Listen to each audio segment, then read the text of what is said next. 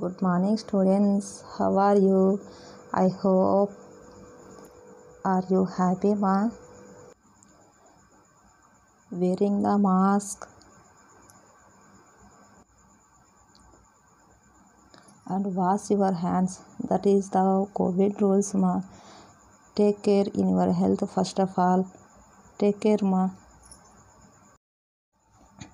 My name is Gurumadevi, Social CRT, KGBV B Koduru, YSR Kadapa district.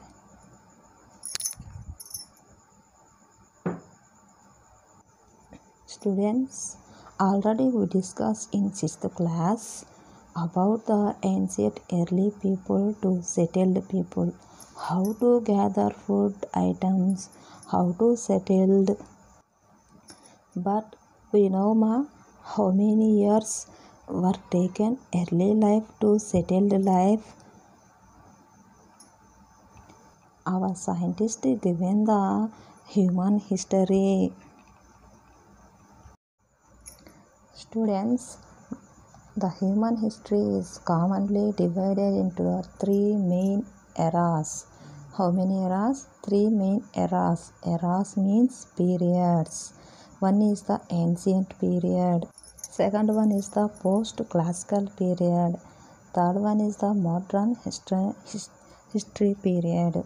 So the ancient period 6000 BC to 650 BC. Post-classical period 500 AD to 1500 AD.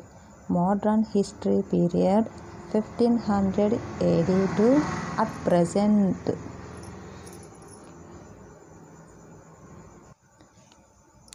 Students, we discuss one by one very briefly. At first, the ancient period.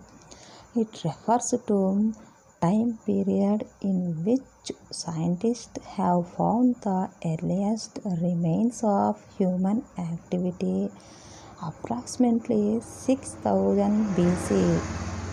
It ends with the fall of several significant empires such as the Western Roman Empire in the Mediterranean, the Han Dynasty in China, and the Gupta's Empire in India. So next one, the post-classical history. It's 500 AD to 1500 AD. It's also referred to the medieval period. It begins around 500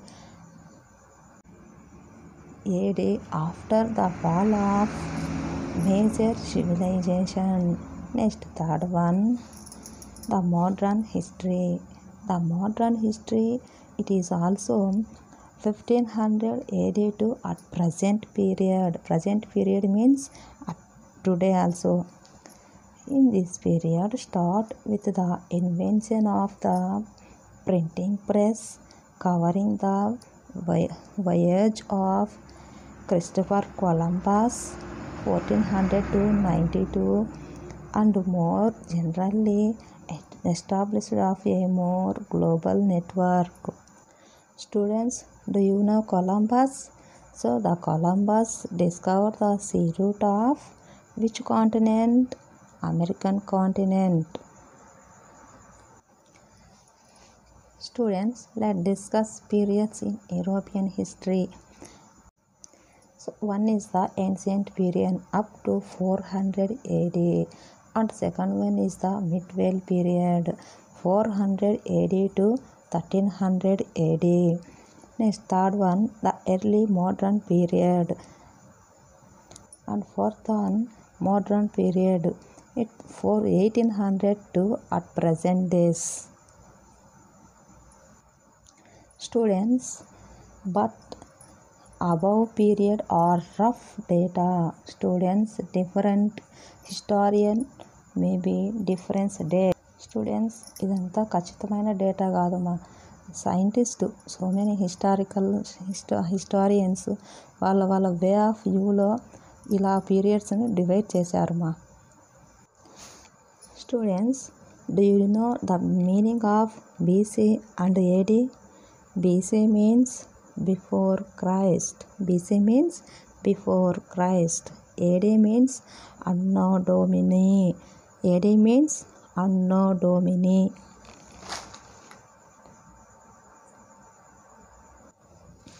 Students, let we discuss early history of Roman.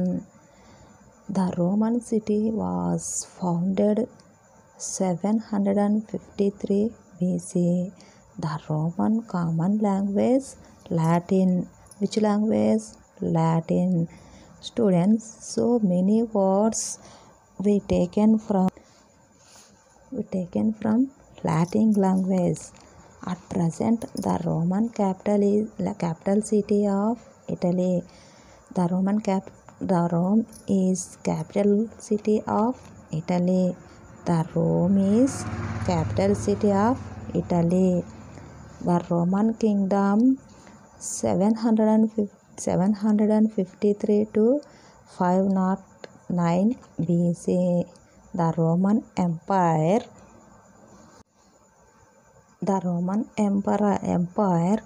27 BC to 476 AD.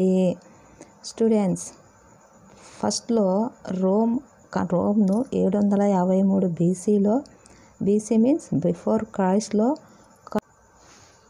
తర్వాత ఆ Romans వాడేటువంటి language వచ్చేసి Latin. చూడండి, మనం ప్రతి word ఎక్కడి నుంచి తీసుకున్నామంటే లాటిన్ లాంగ్వేజ్ అనే చెప్పుకుంటాం. సో అట్ ప్రజెంట్ రోమ్ అనేది ఇటలీ యొక్క రాజధాని. అయితే రోమ్లో రాజ్యాలు ఎప్పటి నుంచి స్టార్ట్ అయినాయంటే 753 నుంచి 509 BC వరకు మాత్రమే. అదేవిధంగా రోమ్ సామ్రాజ్యం 27 BC నుంచి 476 AD వరకు మాత్రమే కొనసాగింది. Students, do you know the meaning of kingdom and empire? Do you know the differentiation of kingdom and empire? I will tell. First of all, kingdom. The meaning of kingdom: a state or territory ruled by a king or queen, its monarch. Once again, a state or a territory ruled by a king or queen, its monarch. For example, Kaktiya kingdom, Vizianagara kingdom in South India. Next one, empire means an extensive group of states or countries ruled over by a single monarch. An extensive group of states or countries ruled over by a single monarch. For example, Maurya Empire in BC, Gupta Empire in BC, Mughal Empire in AD. So these three empires belong in India. Students, Kingdom అంటే రాజ్యం. ఒక చిన్న ప్రాంతాన్ని ఒకే వ్యక్తి పరిపాలిస్తూ ఉంటే దాన్ని రాజ్యం అంటాం. సో అదేవిధంగా సామ్రాజ్యం, ఎంపైర్ మీన్స్ సామ్రాజ్యం. సో ఎంపైర్ అంటే సామ్రాజ్యం. సో ఎక్కువ రాజ్యాలను ఒకే వ్యక్తి పరిపాలిస్తూ ఉంటే దాన్ని సామ్రాజ్యం అంటాం. ఫర్ ఎగ్జాంపుల్ మన ఇండియాలో అయితే మౌర్యాస్, గుప్తాస్, మొఘల్ సామ్రాజ్యం. Students, today we discuss the changing culture tradition in Europe 1300 AD to 1880. So the period 1300 AD to 1800 AD is called early modern period. Was the European history. Early modern period was the European history. Now in this lesson, how did the human mindset have changed early modern from present? The medieval period or the medieval world. How is medieval period during that?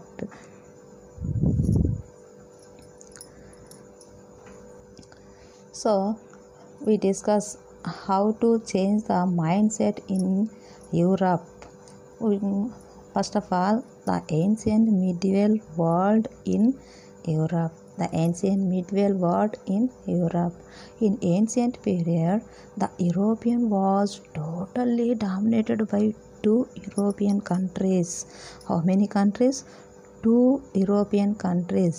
Like one is the Rome and the second one is the Greek. Rome and Greek both are dominated by totally Europe. It was country much of Europe, Turkey and Egypt. Students, in this period, culture, painting, building, literature and philosophy well developed. Students, at present world are also followed the Roman ideas. So in medieval period లో ancient Rome వచ్చేసి well డెవలప్డ్గా ఉండేది. ప్రతి ఒక్క దాంట్లో building కానీ అక్షరాస్యత philosophy well డెవలప్డ్గా ఉండేది. అయితే అందులో రెండు ప్రధానమైనటువంటి ప్రాంతాలు, ఒకటి వచ్చేసి గ్రీక్ అండ్ రెండోది వచ్చేసి రోమ్. ఇవి రెండు మొత్తం యూరప్ ప్రాంతాన్ని అంతటినీ కూడా డామినేట్ చేస్తూ ఉండేది. Next step, medieval period in Europe 400 AD to 1300 AD. So this one is our lesson. Students, we discuss today's session how to change culture tradition in Europe 1300 to 1800 AD. The period 1300 to 1800 AD is called early modern European history. Now, in this lesson, how did the human mindset have changed early modern from present till day? After 400 AD, the Roman Empire was declined. After 400 AD, the Roman Empire was declined. At that time, the large empire did not establish in Western Europe. So after 400 AD, the Roman was declined. So at that time, there is no established in Western Europe. The big cities also declined. Most people went to village and still settled in village. Students, the traders also minimal. Minimal means the least amount of possible. Minimal means the least amount of possible. So trading also decrease. But students, in this period a new social system, feudalism, was entered and it dominated and controlled the Europe. The new feudal system was entered in Rome. Students, what is the meaning of feudalism? Already you listen and learn in 8th class the meaning of feudalism. It is a social system under which the political power was with a large warrior landlords who control the village and peasants. Once again repeat it is a social system under which the political power was with large warrior and landlords who control the village and peasants. Students, do you know warrior or landlords meaning? Warrior means soldiers, landlords means big farmers. Students, next another word, serf. Do you know the meaning of serf? Students, the peasants were mostly serf. What is the meaning of serf? The serf were class of people who had to work on the land of the landlords, work in their worship, and also fight for them in wars. They also had own land and sustained their families by working on them to students. SERP అంటే అదొక వర్గం. So వాళ్ళు వచ్చేసి land Lord's దగ్గర పనిచేయాలి, వాళ్ళ భూముల్లో వీళ్ళు సాగు చేయాలి, వీళ్ళకు కూడా సొంత భూమి ఉంటుంది, తర్వాత వాళ్ళ ఫ్యామిలీని కూడా మెయింటైన్ చేస్తారు. తర్వాత ఈ ల్యాండ్ లార్డ్స్ ఎప్పుడైతే యుద్ధాలకు వెళ్తారో వాళ్ళతో పాటు వీళ్ళు కూడా యుద్ధంలో పార్టిసిపేట్ చేయాలి. The landlords were constantly at war with each other and this created a lot of insecurity. Students, next another one, Catholic Church. One side is the feudalism, other side is the Catholic Church. Both are dominate the peasants. So the Roman Catholic Church dominated culture of people. It discouraged people from thinking for themselves. It asked them to believe that what the priest told them. So the students, the great Roman culture achievement of ancient period were forgotten and lost. Students, Rome యూరోప్లో ఒక side వచ్చేసి feudalism ఒక side, ఇంకొక side వచ్చేసి Catholics రెండు కూడా ఆ యూరోప్ని dominate చేస్తూ ఉండేవి. క్యాథలిక్ చర్చ్ అయితే కూడా ప్రజలను ఆలోచించకుండా మత గురువులు చెప్పిందే వేదంలాగా చెప్పేవారు.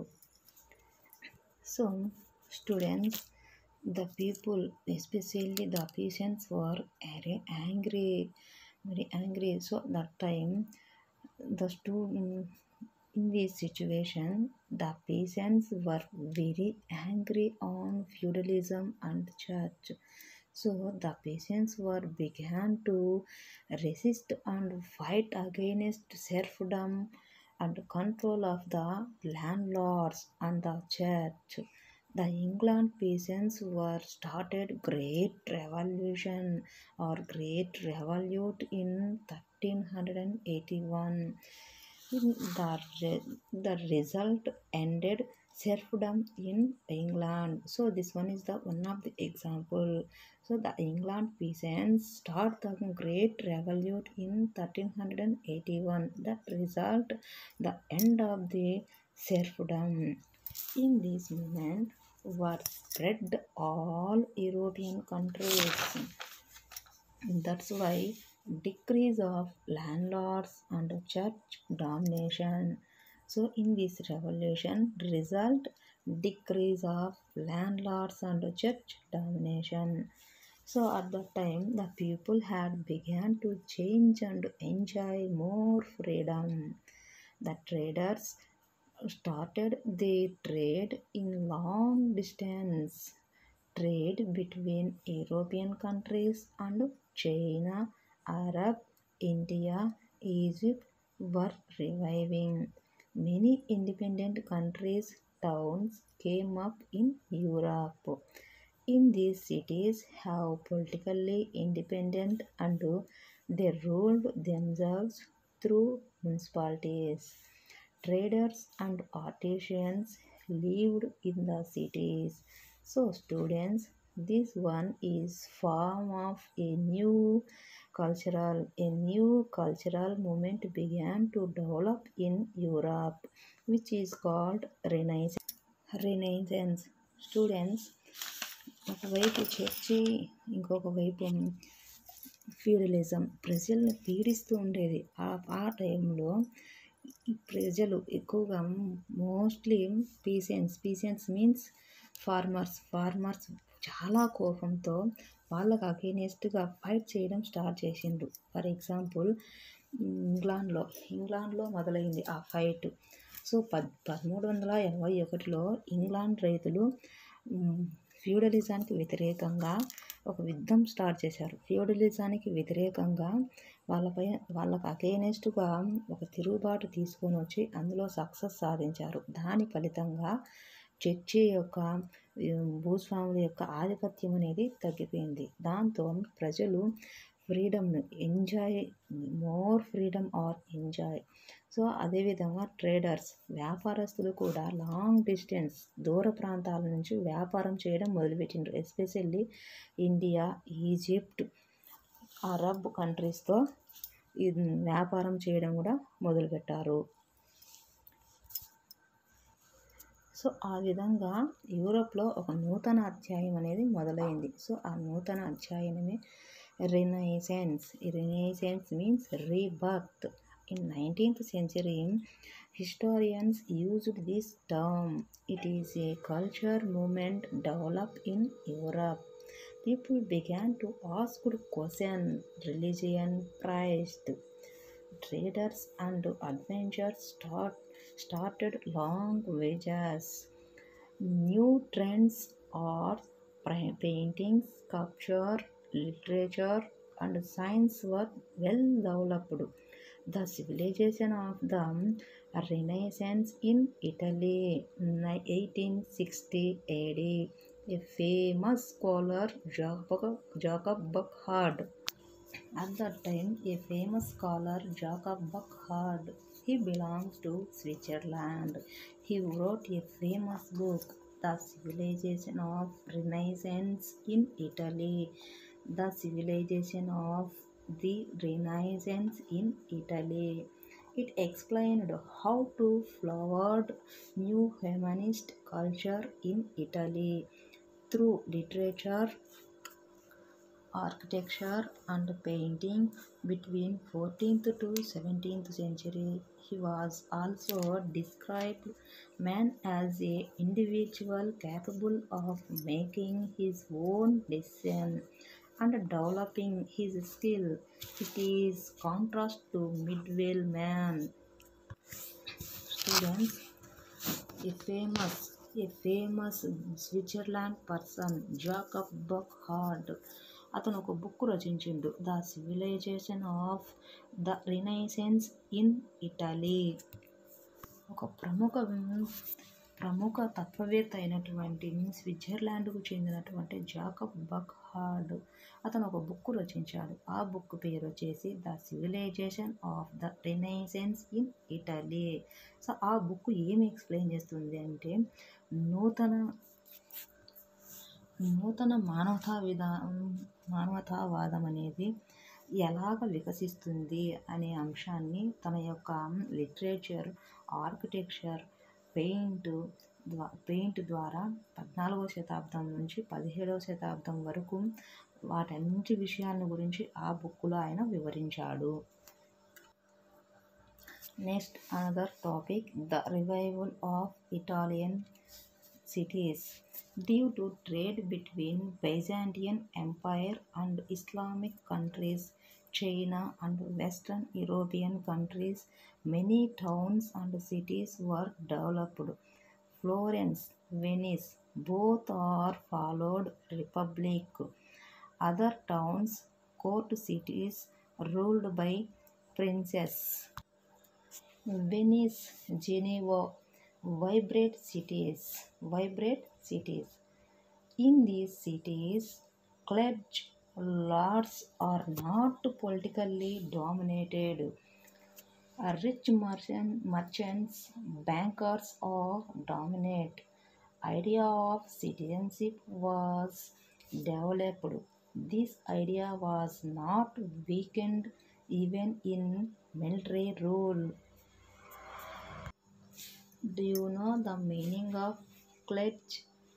Member of a church, the priest, bishop, cardinal and the pope. Students, next another topic, humanism and universities. Humanism and university. Students, what is the meaning of humanism?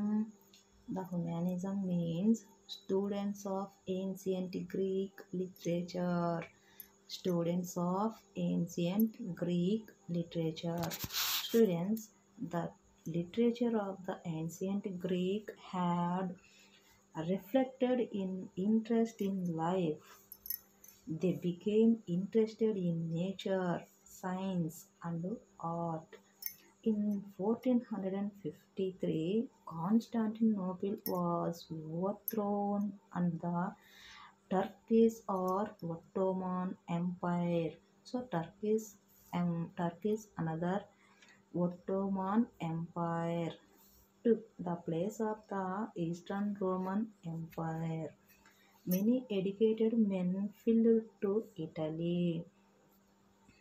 Students, the Ottoman Empire when was occupied the Constantinople at the time. Totally the Greek peoples are went to Italy and fled to Italy. It became fashion to know a little Greek. Humanism spread to England, France, Netherlands. Universities were established to teach now.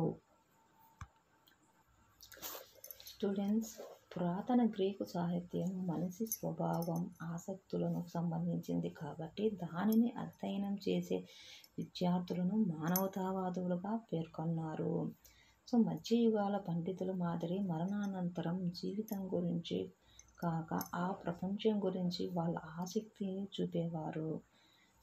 మనిషి ఈ జీవితంలో ప్రభావితం చేసే ప్రకృతి సమస్తాన్ని, విజ్ఞానాన్ని, కళలను వాటన్నిటినీ మానవతావాదులు ముఖ్యమైనదిగా భావించేవారు. సో ఆ టైంలో టర్కీ రాజ్యం అంటే ఒట్టోమన్ ఎంపైర్, ఒట్టోమన్ సామ్రాజ్యము కాన్స్టాంటినోపుల్ను ఎప్పుడైతే ఆక్రమించిందో ఆ సమయంలో ఆ గ్రీకు విద్యార్థులందరూ కూడా ఇటలీకి వెళ్ళిపోయారు. అక్కడ నూతన అధ్యాయం అనేది ప్రారంభమైంది ఇటలీలో. ఇలా వచ్చినటువంటి గ్రీకు విద్యార్థుల్లో ఒక వ్యక్తి ఫేమస్. అతని పేరు వచ్చేసి Erasmus. He belonged Dutch.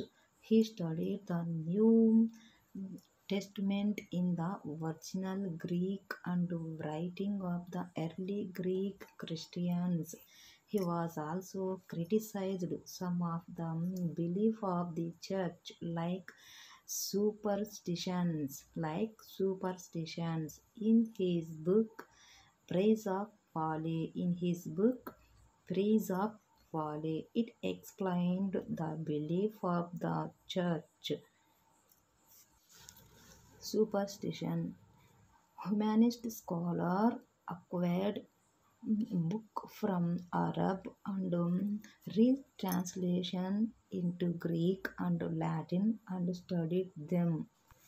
Students, Dutch దేశస్థుడైనటువంటి ఎరాస్మస్ ఒక బుక్కును రచించాడు. ఆ బుక్ పేరు వచ్చేసి ప్రైజ్ ఆఫ్ ఫాలీ. ఆ బుక్ దీనిని గురించి తెలియజేస్తుందంటే క్రిటిసైజ్ అంటే విమర్శించటం, చర్చి యొక్క తత్వాలను లేదా మూఢనమ్మకాలను, చర్చి పెట్టినటువంటి మూఢనమ్మకాలను విమర్శిస్తుంది. Students, next another topic artist and realism. So the Greek artists, extraordinary talented persons.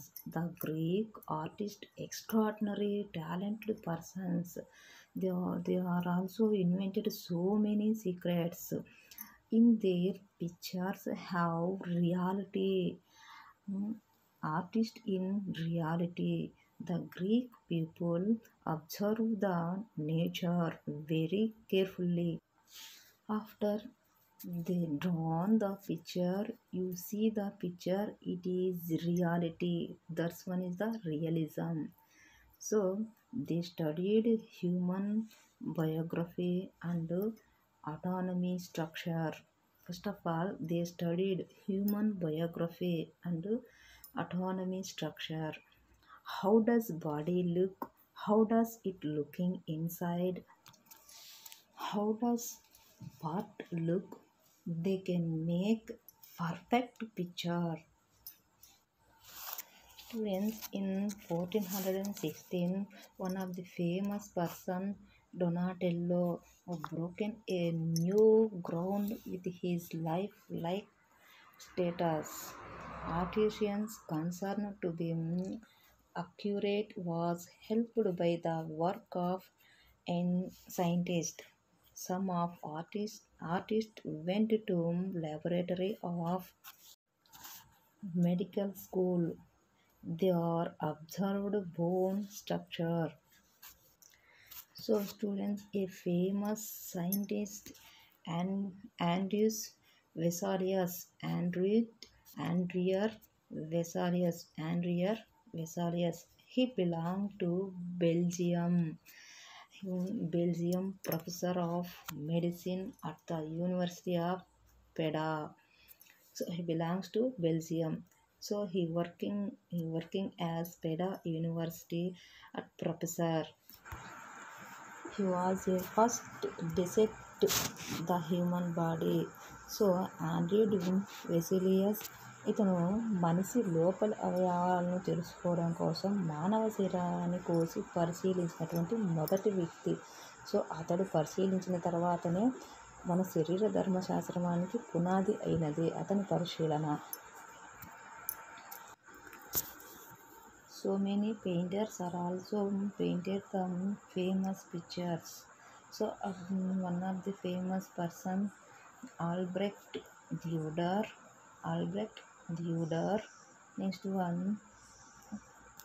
So his paint explain Italian culture in 16th century. Next, another a famous picture, Paita, Mona Lisa, the Last Supper. The Mona Lisa, the Last Supper, in these paintings, world famous paints. Both are belong Leonardo da Vinci. He was very interested about botany and astronomy to mathematics and art. He spent years observing birds in flight and designed a flying machine. He signed his name Leonardo da Vinci, disciple of experiment. So ఇతను ఎక్కువ time birds అవి ఎగిరే విధానాన్ని observe చేసి flight design అంటే ఎగిరేటువంటి యంత్రానికి పునాది వేశాడు ఈయన. So next another topic, architecture. So the Roman style is very famous. So their church is very beautiful. So they constructed very beautiful church. They are used tall pillars, arches and domes in buildings. This inspired a new style in architecture. So this is the dominant symbol of the construction of Rome. So Rome church వాళ్ళ pillars, పొడవైన pillars, arches, Doms use చేసేవారు. Students, next another topic. So very interesting topic and very useful in your life. So that's one is the printing press. Now the invention of the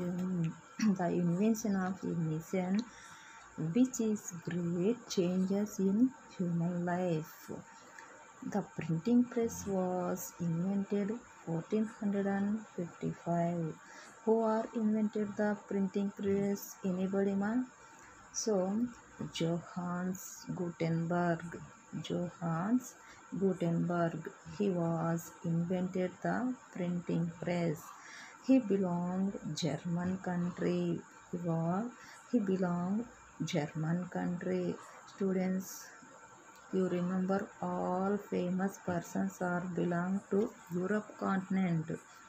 He was First of all, he was printed 150 copies of Bible at first. So at first printed book Bible. So after the Bible was translated into all languages. After invention of printing press, the students did not depend slowly on lecture notes.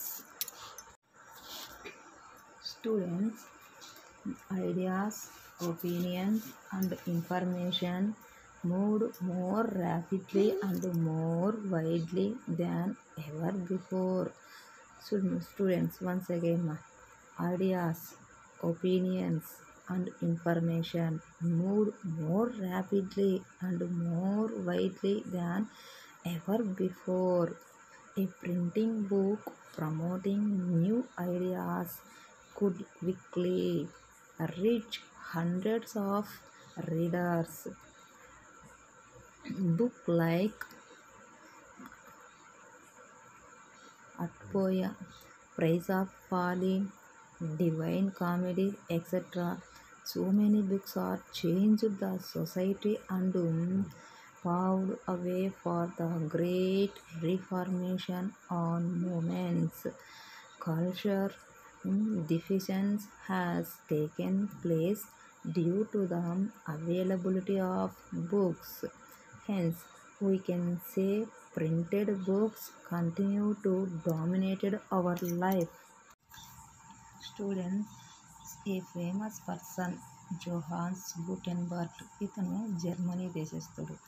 So అతని యొక్క ప్రత్యేకత ఏమిటంటే అతను వచ్చేసి printing machine కనుక్కున్నాడు. చూడండి ఎంత ఉపయోగమో. ఇప్పుడు మనం చదువుకున్నదంతా కూడా ప్రింటెడ్ ఇన్ఫర్మేషన్.